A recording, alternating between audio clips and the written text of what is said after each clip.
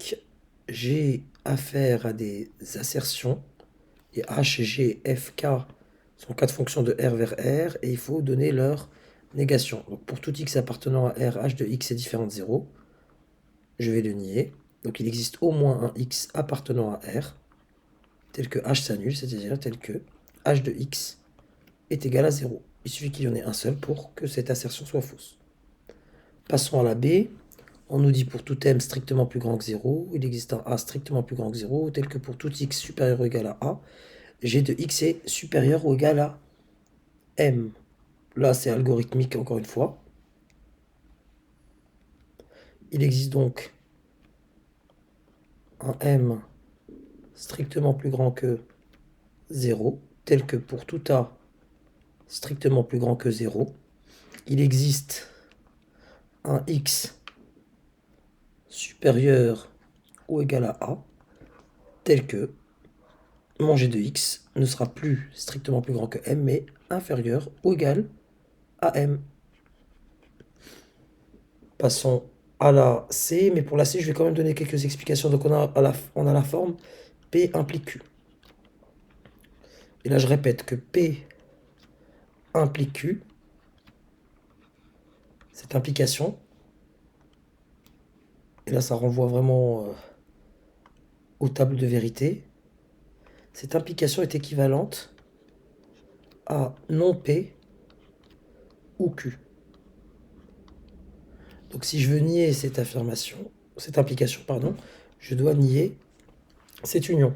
Et donc pour nier cette union, la négation OR, donc la négation de non P ou Q, elle est équivalente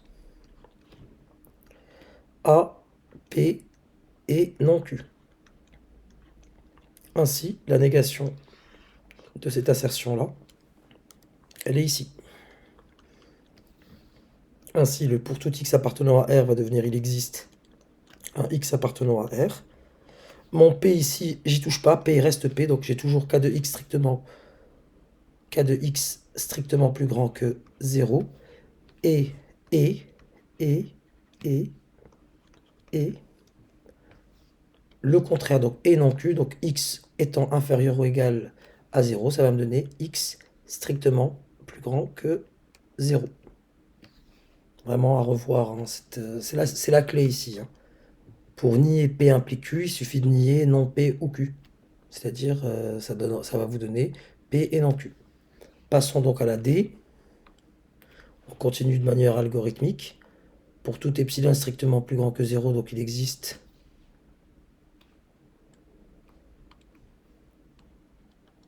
un epsilon plus grand que 0, tel que pour tout état plus grand que 0, il existe un couple de xy